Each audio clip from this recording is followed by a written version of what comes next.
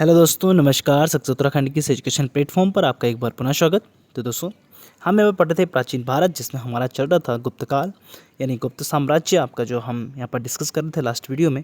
उससे पहले दोस्तों हमने यहाँ पर देखा था मौर्य साम्राज्य, जो कि लगभग आपके अखंड भारत, संपूर्ण अखंड भारत पर जो है आपका राज करता था। अखंड भारत पर इनका एक साम्राज्य का विस्तार था।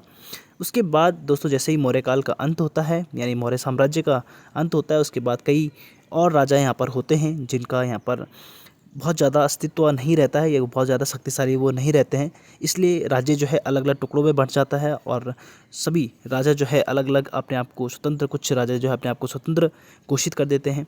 इस प्रकार जो है राजनीतिक शक्ति जो आपकी भारत की थी, यानी हमारे मौर्य साम्राज्य जो था, ठीक है, अखंड भारत पर, वो जो है धीरे धीरे टूटने लगा। उसके बाद दोस्तों हमने देखा कि आपका जो है यहाँ पर कोई बहुत सारे विदेशी आक्रमण हुए। देखो, जैसे जैसे आपका जो है साम्राज्य का जो है शक्ति कम होने लगी, ठीक है, लोग अलग अलग राजा बनने लगे, अलग अलग स्वतंत्र राजा खुद को बनाने लगे, एकता टूटने लगी। तो उसके बाद आपका जो है यहाँ पर जो है अलग अलग विदेशी आक्रमण यहाँ पर होने लगे। जैसे जैसे विदेशी आक्रमण हुए, उसके बाद जो है एक साम्राज्य जो हमारा अखंड भारत पर था, वो धीरे धीरे कम होने लगा। बाद में जब गुप्त साम्राज्य का स्थापना होती है, जो कि श्री गुप्त करते हैं, उसमें हमने देखा कि आपका जो मध्य भारत का क्षेत्र है और कुछ उत्तर भारत का क्षेत्र, यानी अखंड भारत का हमारा जो मध्य क्षेत्र है, वही हमारे पास जो है गुप्त साम्राज्य में हम देखने को मिलता है। तो गुप्त साम्राज्य का विस्तार सिर्फ आपका मध्य क्षेत्र और आपका जो है कुछ उत्तरी क्षेत्र आपके पास रह जाता है। तो दोस्तों, हम यहाँ पढ़ते थे गुप्त काल, और गुप्त काल को स्टार्ट करने से पहले अगर हमारे चैनल में नए हैं तो हमारे चैनल को सब्सक्राइब कीजिए, लाइक कीजिए और शेयर कीजिए अपने सभी दोस्तों के साथ। तो दोस्तों, गुप्त वंश के बारे में हमने कुछ पॉइंट्स जो है पिछली वीडियो में भी डिस्कस किए थे, और कुछ पॉइंट हम आज की वीडियो में डिस्कस करेंगे, और इसे कंप्लीट करके इसके जो संबंधित PYQs हैं उनको हम डिस्कस करेंगे आज की वीडियो में। उसके बाद अगले वीडियो में हम इससे आगे टॉपिक पढ़ेंगे। तो दोस्तों, गुप्त वंश को एक बार रिवाइज भी कर लेते हैं, और इसके PYQs भी हम देख लेंगे, और जो बचे हुए पॉइंट हैं उनको हम यहाँ पर कंप्लीट कर देंगे। तो दोस्तों, हमने यहाँ पर पढ़ा था कि गुप्त वंश की शुरुआत जो है आपके जो इतिहास की जो हमें जानकारी मिलती है, इसका जो स्रोत है वो हमें 3 तरह से मिलता है। एक तो हमें साहित्यिक स्रोत मिलते हैं जो आपके मौर्य साम्राज्य में लिखे गए थे, गुप्त साम्राज्य में लिखे गए थे, ठीक है। गुप्त काल में जो भी साहित्य आपके लिखे गए, उनमें भी हमें दोस्तों इसके साक्ष्य देखने को मिलते हैं। और जैसे बौद्ध ग्रंथ हो गया, ठीक है, तो आपको पता है कि बौद्ध धर्म भी साथ साथ में हमारा चल रहा है। तो बौद्ध ग्रंथों में भी हमारा जो है इसका लेख हमें देखने को मिलता है गुप्त साम्राज्य के बारे में। और कुछ विदेशी आपके जो भारत में आए थे, यानी जब विदेशी आक्रमण हुआ तो उन्होंने अपने राजदूत को यहाँ पर भेजा। उनके कई लेखक थे, उनके कवि होते थे, ठीक है, दरबार में कई विद्वान होते थे, तो उनको अपनी रचनाएं लिखते थे। तो अपनी रचनाओं में भी उन्होंने गुप्त वंश के बारे में डिस्कस किया। तो दोस्तों, ऐसे विवरण हमें जो है गुप्त साम्राज्य के बारे में जो है स्रोत देते हैं, यानी उनके बारे में हमें कुछ जानकारियाँ देते हैं। उन्हीं जानकारी के बारे में हम दोस्तों डिस्कस करेंगे। तो साहित्यिक स्रोत में देखा, जैसे हम देख सकते हैं वायु पुराण, आपका मत्स्य पुराण, कालिदास की रचनाएं, मुद्रा राक्षस हमने यहाँ पर देखा। इन सब में आपका जो है गुप्त वंश के बारे में हमें देखने को मिलता है। वायु पुराण में देखने को मिलता है, मत्स्य पुराण में देखने को मिलता है, कालिदास की रचनाओं में देखने को मिलता है, और मुद्रा राक्षस में हमें गुप्त वंश के बारे में जानकारी मिलती है।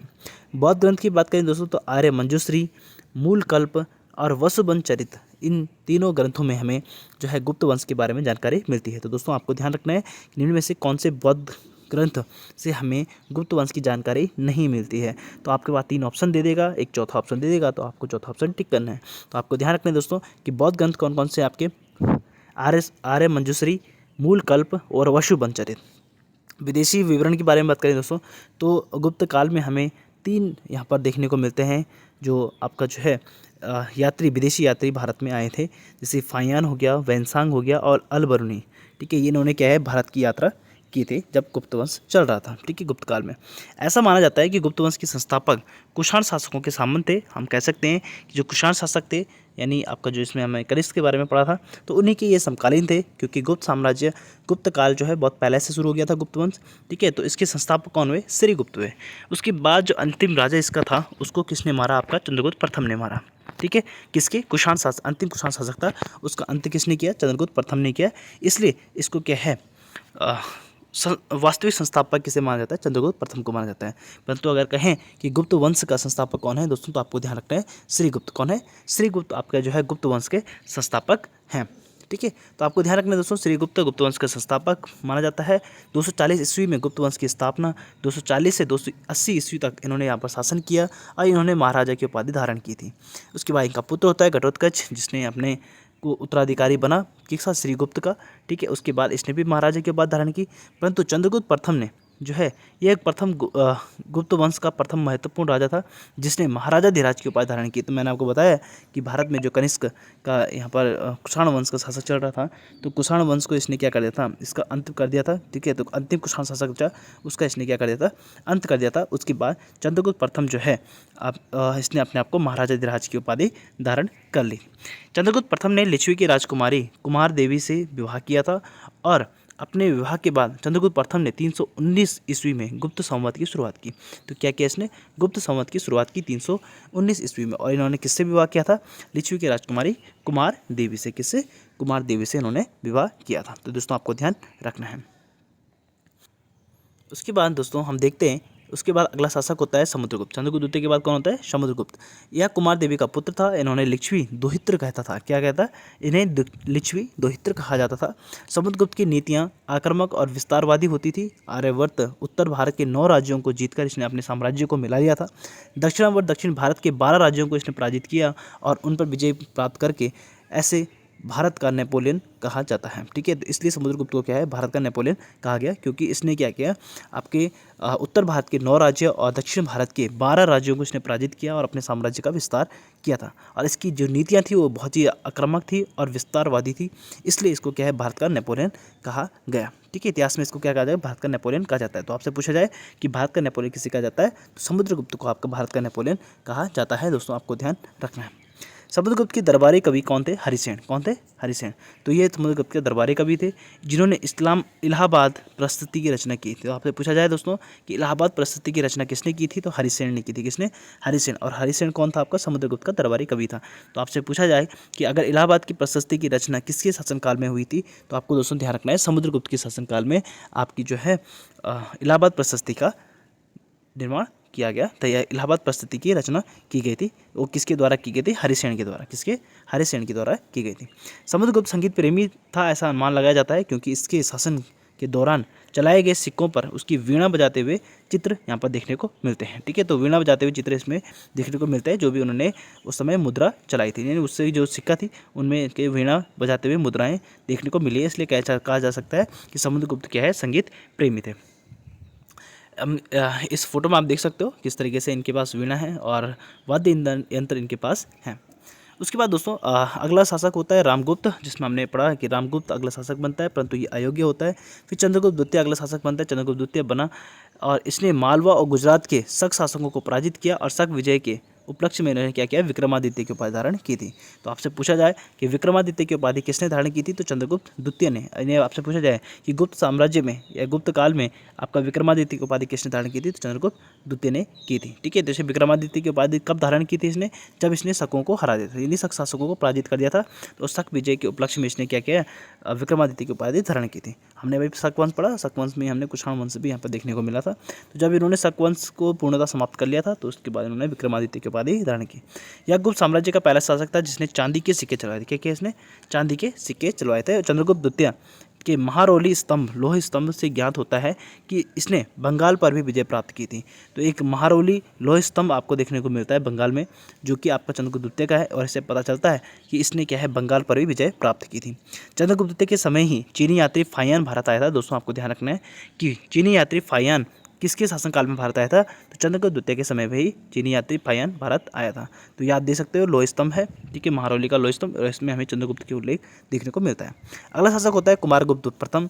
कुमारगुप्त प्रथम चंद्रगुप्त द्वितीय के बाद अगला शासक कुमारगुप्त प्रथम बनता है, जिसने नालंदा विश्वविद्यालय की स्थापना की थी। तो आपसे याद रखना है दोस्तों कि गुप्त काल में आपके कौन से विश्वविद्यालय की स्थापना हुई थी, तो नालंदा विश्वविद्यालय की स्थापना हुई थी। कहाँ, कुमारगुप्त के समय, ठीक है, कुमारगुप्त प्रथम के समय कौन से विश्वविद्यालय की स्थापना हुई थी, तो नालंदा विश्वविद्यालय। या आपसे पूछा जाए कि गुप्त काल में किस विश्वविद्यालय की स्थापना की गई थी, तो नालंदा विश्वविद्यालय की स्थापना की गई थी। कुमारगुप्त के बाद अगला शासक स्कंदगुप्त बना, ठीक है। कुमारगुप्त के बाद अगला शासक कौन बनता है, स्कंदगुप्त बनता है। और इसके बाद गुप्त वंश में कई छोटे छोटे शासक हुए, ठीक है। तो इसके बाद कई छोटे छोटे शासक हुए। एरन अभिलेख में हमें भानुगुप्त के शासन की जानकारी, और एरन अभिलेख से ही हमें सती प्रथा का पहला साक्ष्य भी देखने को मिलता है। तो ये भी दोस्तों आपको ध्यान रखना है कि सती प्रथा का पहला साक्ष्य किसके शासनकाल में मिलता है, तो गुप्त काल में मिलता है। किसके? गुप्त काल में मिलता है। और अगर आपसे पूछा जाए कि किस शासक के शासनकाल में मिलता है, तो किसके? कुमारगुप्त प्रथम के शासनकाल में हमें देखने को मिलता है सती प्रथा का पहला साक्ष्य। और किस अभिलेख में मिलता है, तो भानुगुप्त के जो एरण अभिलेख है उसमें हमें दोस्तों आपका जो है सती प्रथा का उल्लेख मिलता है। तो एरण अभिलेख किससे संबंधित है दोस्तों? भानुगुप्त से। आपको ध्यान रखना है दोस्तों कि एरण अभिलेख किससे संबंधित है? एरण अभिलेख आपका संबंधित है भानुगुप्त से। किससे? भानुगुप्त से संबंधित है। तो दोस्तों आपको ध्यान रखना है। और इस वंश का, गुप्त वंश का अंतिम शासक होता है आपका विष्णुगुप्त। कौन होता है? विष्णुगुप्त। विष्णुगुप्त आपका गुप्त वंश का अंतिम शासक होता है जो गुप्त साम्राज्य को छिन्न भिन्न हो गया। ठीक है, इसके बाद क्या है, गुप्त साम्राज्य छिन्न भिन्न हो गया था। तो एरण अभिलेख किसके शासनकाल में बनाया गया था? तो भानुगुप्त के। और भानुगुप्त के शासन में ही हमें क्या है, सती प्रथा का पहला साक्ष्य भी देखने को मिलता है। और किस अभिलेख में मिलता है? तो एरण अभिलेख में देखने को मिलता है। ठीक है, तो एरण अभिलेख के समय ये साक्ष्य देखने को मिला। गुप्तकालीन रचनाएं कुछ है दोस्तों, ये आपको ध्यान रखना है। तो गुप्त काल में जिन रचनाओं का यहाँ पर लिखी गई उनके बारे में हमें दोस्तों पता होना चाहिए। आपसे पूछा जाए कि अभिज्ञान संकुतलम, विक्रमो वर्षियम, मालविकाग्निमित्रम, रघुवंश, कुमार संभव, मेघदूतम, ऋतुसंहार, ये सभी रचनाएं किसकी दोस्तों? कालिदास की है। ये सभी किसने लिखी है? कालिदास ने लिखी है। आपकी अभिज्ञान संकुतलम, विक्रमो वर्षियम, मालविकाग्निमित्रम, रघुवंशम, ठीक है, कुमार संभव, मेघदूतम, ऋतुसंहार, ये किसकी रचना है दोस्तों? कालिदास की। दोस्तों आपको ध्यान रखना है। मुद्रा राक्षस और देवी चंद्रगुप्तम, ठीक है, ये आपको दोस्तों ध्यान रखना है। ये किसकी रचना है? आपकी मुद्रा राक्षस आपका देवी चंद्रगुप्तम, ठीक है, विशाख दत्त की रचना है। किसकी? विशाख दत्त की रचना है। अब मृच्छकटिकम किसकी रचना है? शूद्रक की। किसकी? शूद्रक की रचना है मृच्छकटिकम। अमरकोश किसकी रचना है? अमर सिंह की। किसकी? अमर सिंह की। नाट्यशास्त्र किसकी है? भरत मुनि की। नाट्यशास्त्र किसकी है? भरत मुनि की। कामसूत्र किसकी है? वात्स्यायन की। किसकी? वात्स्यायन की है कामसूत्र। ठीक है, पंचतंत्र किसकी रचना है? आपके विष्णु शर्मा। किसकी? विष्णु शर्मा की लिखी है पंचतंत्र। कौन सी? पंचतंत्र। और नीतिसार किसने लिखी है? कामंदक। किसने? कामंदक ने लिखी है। तो दोस्तों आपको ये रचनाएं ध्यान रखना है। अभिज्ञान संकुतलम, विक्रमोर्वशीयम, मालविकाग्निमित्रम, रघुवंश, कुमार संभव, मेघदूतम, ऋतुसंहार किसकी रचना है? कालिदास की है। मुद्रा राक्षस और देवी चंद्रगुप्तम विशाख दत्त की है। मृच्छकटिकम शूद्रक की है। आपके अमरकोश अमर सिंह की है। नाट्यशास्त्र भरत मुनि की है। कामसूत्र आपके वात्स्यायन की है। पंचतंत्र आपके विष्णु शर्मा की है। और नीतिसार जो है आपकी कामंदक की रचना है। दोस्तों आपको ध्यान रखना है। उसके बाद दोस्तों गुप्त काल में कुछ प्रमुख मंदिर बने, उनके बारे में दोस्तों हमें जानकारी पता होनी चाहिए, क्योंकि पेपर में हमारे पास ये पूछा जाता है। तो गुप्त काल में कुछ मंदिर है, जैसे आपका देवगढ़ का दशावतार मंदिर। ठीक है, तो ये कहाँ पर है दोस्तों? ललितपुर उत्तर प्रदेश में है देवगढ़ का दशावतार मंदिर। तिगवा का विष्णु मंदिर जो कि गुप्त काल में बना था, और ये आपका कहाँ पर है दोस्तों? जबलपुर मध्य प्रदेश में स्थित है। एरण का विष्णु मंदिर आपका जो है सागर मध्य प्रदेश में स्थित है। भूमरा का शिव मंदिर आपका सतना मध्य प्रदेश में स्थित है। नचना कुठार का पार्वती मंदिर आपका पन्ना मध्य प्रदेश में स्थित है। भीतर गांव का कृष्ण मंदिर आपका कानपुर उत्तर प्रदेश में स्थित है।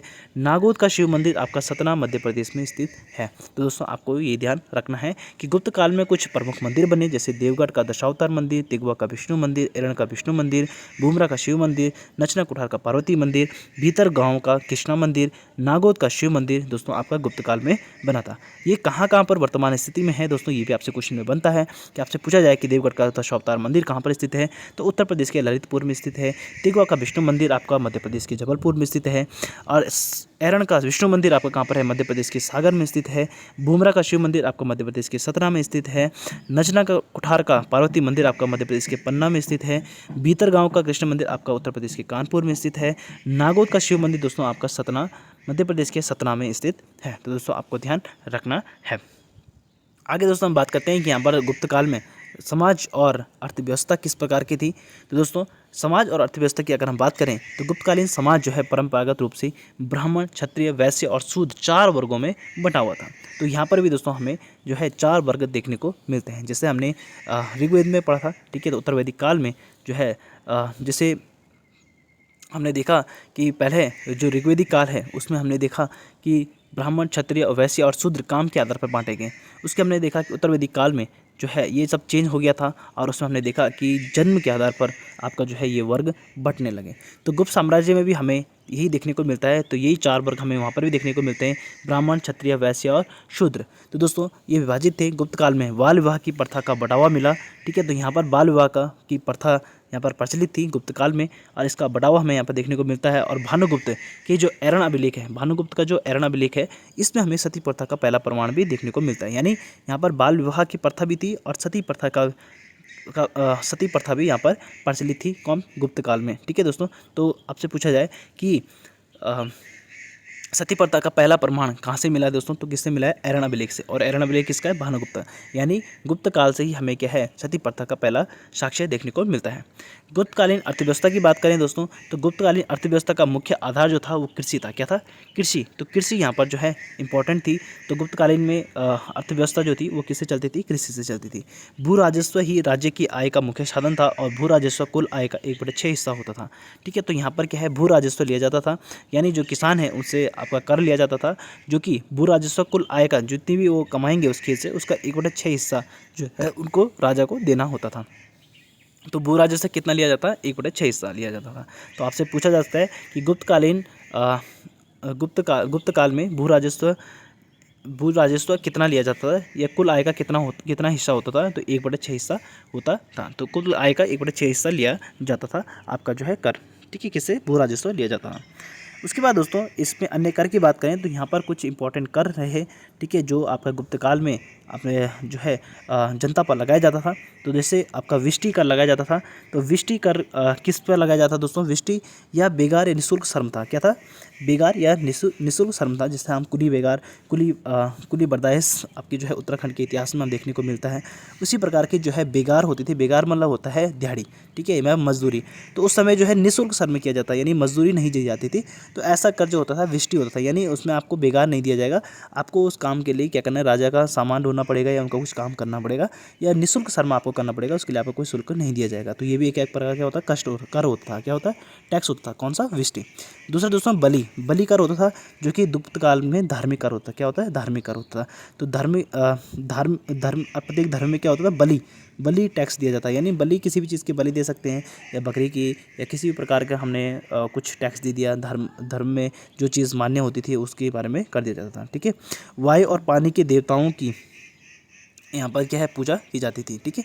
पूजा के लिए इकट्ठा किया गया कर जो होता था, इसके वायु और पानी की जो देवता है, यानी जो वायु देवता और जल देवता की पूजा होती थी, उसके लिए आपका जो है कुछ टैक्स यहाँ पर लिया जाता था पब्लिक से, यानी जनता से। तो उसे कहते हैं वात भूत। क्या कहते हैं, वात भूत। तो वात भूत कर जो है किससे लिया जाता था, आपका वायु और पानी के देवताओं की पूजा के लिए इकट्ठा किया जाता था, ठीक है। तो बलि से आप धार्मिक समझ सकते हैं दोस्तों, धर्म जैसे हिंदू धर्म में आपका कहीं पर हम देखते हैं कि बलि चढ़ाई जाती है, जैसे मुस्लिम धर्म में आपका जो है ईद में बलि चढ़ाई जाती है, ठीक है। तो इसी प्रकार से हम धर्म से रिलेटेड कर सकते हैं बलि को। तो यानी किसी भी चीज़ के बलि चढ़ाना, यानी कहीं किसी न किसी पूजा में शामिल हो रहा होगा, ठीक है, तो आप ही समझ सकते हैं हम, ठीक है। वात भूत, अगर वायु और पानी के देवताओं की पूजा के लिए इकट्ठा किया गया जो टैक्स होता था उसे वात भूत टैक्स कहते थे। और भत्त या भट्ट कर जो होता था, भत्त या भट्ट कर होता था पुलिस कर। क्या है, पुलिस कर। तो पुलिस के लिए जो टैक्स लिया जाता है उसे भत्त या भट्ट कहते थे। प्रणय, ग्रामवासियों पर लगाया गया जो अनिवार्य कर होता था। अगला जो हमारा है दोस्तों, प्रणय कर। कौन सा, प्रणय कर। प्रणय कर कब लिया जाता है दोस्तों, ये ग्रामवासियों पर लगाया गया अनिवार्य कर होता है। क्या होता है, ग्रामवासियों पर लगाया अनिवार्य कर होता है, ठीक है। जो मतलब हर एक ग्रामवासी पर ये कर लगाया जाता है, ठीक है, ये अनिवार्य है लगाना, प्रणय कर। अगला था हमारा चरासन कर, जो कि चारागाहों पर शुल्क लिया जाता है। जो चारागाह होते हैं, यानी आपके जो बकरी के चरवाहा होते हैं, आपके गाय के चरवाहा होते हैं, जो पशुपालन जो करते थे, उनसे आपका जो है चारासन कर लिया जाता था। जो है चारागाह जो क्षेत्र होता था, ठीक है, यानी जैसे बुग्याल हो गया, जहाँ पर जो है पशु चरने जाते थे, तो उन जगहों पर जो है ये कर लगाया जाता है कि अगर आप टैक्स दोगे तभी आप वहाँ पर अपने पशुओं को चरा सकते हो। चाटन कर या लुटेरे द्वारा उत्पीड़न से मुक्ति कर होता था। तो जो लुटेरे होते थे उनसे बचने के लिए आपका जो है चाटन कर लगाया दिया जाता था। अगला दशापराध, यानी 10 प्रकार के अपराधों पर लिया गया जो जुर्माना होता है, यानी 10 प्रकार के अपराध करता है तो उन 10 अपराधों पर जो है कर लगाया जाता था। तो 10 प्रकार के अपराध थे जिन पर यह टैक्स या जुर्माना लगाया जाता था, तो उनका कहते हैं 10 अपराध कर। अगला था हलदंड, ठीक है। तो हलदंड किस पर लगाया जाता है, हल पर लगाया जाने वाला कर, यानी जो हल लगाएगा उस पर भी क्या है, कर लगाया जाएगा। तो हलदंड कर हल पर लगाया जाए कर होता था, ठीक है। तो दोस्तों ये हमारे इंपॉर्टेंट कर थे जो आपको ध्यान रखना है, विष्टि, बलि, वातभूत, भत्त या भट्ट, प्रणय, चरासन, चाटन, दशापराध और हलदंड, ये इंपॉर्टेंट टैक्स जो थे गुप्त काल के थे। अन्य तथ्य दोस्तों ध्यान रखना है आपको कि गुप्त काल में को भारतीय संस्कृति का स्वर्ण युग कहा जाता है। क्या है ये भी आपको ध्यान रखना है दोस्तों कि गुप्त काल को आपका भारतीय संस्कृति का स्वर्ण युग माना जाता है। गुप्त काल में ही सती प्रथा और बाल विवाह का प्रथम उल्लेख हमें देखने को मिला, जो हमने पीछे पढ़ा था। ठीक है, इसमें शासन की सबसे बड़ी इकाई देश होती थी और देश का सर्वोच्च जो होता था राजा होता था। तो इसमें शासन की सबसे बड़ी इकाई क्या होती थी? देश होता था, और देश का सर्वोच्च जो राजा होता था वो सर्वोच्च कौन होता था? राजा होता था। और शासन की सबसे छोटी इकाई होती थी गाँव, जो ग्रामीण के अधीन होती थी। तो सबसे छोटी इकाई, शासन की सबसे छोटी इकाई क्या थी? गांव थी, जो ग्रामीण के अधीन होती थी। और सबसे बड़ी इकाई जो होती थी देश होता था, जिसका सर्वोच्च कौन होता? राजा होता था। गुप्त काल को स्वर्ण मुद्रा का दीनार कहा जाता है। क्या जाता है? स्वर्ण मुद्रा को दीनार कहा जाता है। गुप्त काल में स्वर्ण मुद्रा को क्या कहा जाता है? दीनार कहा जाता था। तो ये भी आपको दोस्तों ध्यान रखना है। ये तो हमारा थ्योरी सेक्शन दोस्तों। अब हम जो है PYQs को यहाँ पर डिस्कस करते हैं। गुप्त वंश का संस्थापक कौन था? तो गुप्त वंश का संस्थापक हमने पढ़ा यहाँ पर दोस्तों, श्रीगुप्त को क्या है गुप्त वंश का संस्थापक कहा जाता है। V.A. स्मिथ किसकी विजयों से प्रभावित होकर भारत का नेपोलियन कहा था? किसे भारत का नेपोलियन कहा जाता है दोस्तों? हमने पढ़ा था कि समुद्रगुप्त को आपका जो है भारत का नेपोलियन कहा जाता था। भारतीय संस्कृति का स्वर्ण युग किसे कहा जाता है? तो भारतीय संस्कृति का स्वर्ण युग किस काल को कहा जाता है दोस्तों? गुप्त युग को कहा जाता है। यानी गुप्त काल को आपका है भारतीय संस्कृति का स्वर्ण युग कहा जाता है। गुप्त वंश का संस्थापक रिपीट हो गया दोस्तों, श्रीगुप्त। और V.A. स्मिथ ने भारत का नेपोलियन किसे कहा? समुद्रगुप्त को। भारत संस्कृति का स्वर्ण युग कहा जाता है आपका गुप्त काल को। किसको? गुप्त काल को। यानी DS का करेक्ट आंसर हो जाएगा। एरन अभिलेख का संबंध किस शासक से है? तो एरन अभिलेख किसका है दोस्तों? तो हमने देखा कि एरन अभिलेख क्या है? भानुगुप्त का है, और इसी में हमें बाल विवाह और सती प्रथा का उल्लेख भी देखने को मिलता है। तो एरन अभिलेख किसका है? भानुगुप्त का। गुप्त युग में जो विश्वविद्यालय प्रसिद्ध हुआ वह कौन सा विश्वविद्यालय था? तो नालंदा विश्वविद्यालय था। फायन किसके शासनकाल में भारत आया था? तो किसके शासनकाल में फायन भारत आता है? चंद्रगुप्त द्वितीय के शासनकाल में फायन जो है वो भारत आता है दोस्तों। आपको ध्यान रखना है, ये हमने पीछे पढ़ा था। अमरकोश के लेखक अमर सिंह। ठीक है, अमरकोश जो रचना है उसके लेखक कौन है? अमर सिंह। इसके शासक के दरबार में जुड़े थे। किसके शासन के दरबार से जुड़े थे? तो ये थे चंद्रगुप्त द्वितीय के शासनकाल में जो महत्वपूर्ण कवि थे वो कौन थे? अमरकोश। इन्होंने क्या लिखा है? जो अमर सिंह थे और उनका रचना थी आपकी कौन सी? अमरकोश। तो अमरकोश के लेखक अमर सिंह किस शासक के दरबार में जुड़े थे? किससे? चंद्रगुप्त द्वितीय। चंद्रगुप्त प्रथम ने गुप्त संवत का प्रारंभ किस उपलक्ष्य में किया था? तो जब उसका क्या हुआ था? राज्यारोहण हुआ था दोस्तों। उस समय उसके स्मारक के रूप में इन्होंने किया, चंद्रगुप्त प्रथम ने गुप्त संवत की जो है प्रारंभ किया था। बाल विवाह की प्रथा का आरंभ कब हुआ दोस्तों? बाल विवाह का जो प्रथा है वो किसके शासनकाल में देखने को मिलती है? गुप्त काल में गुप्त काल में देखने को मिलती है।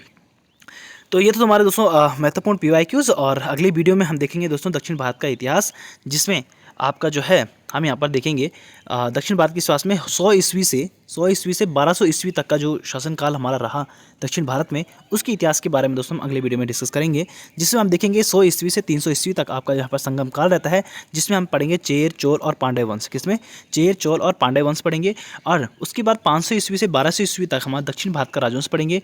दक्षिण भारत का राजवंश में आपका जैसे पल्लव, राष्ट्रकूट, चालुक्य और चोल वंश, ये 4 राजवंश के बारे में दोस्तों हम डिस्कस करेंगे अगले वीडियो में। और संगम काल में दोस्तों 3 राजवंश महत्वपूर्ण होते हैं, चेर, चोल और पांड्य। तो इनके बारे में जो भी इंपॉर्टेंट फैक्ट होंगे दोस्तों वो हम डिस्कस करेंगे अगले वीडियो में। तो मिलेंगे आपको नई वीडियो के साथ, तब तक के लिए धन्यवाद।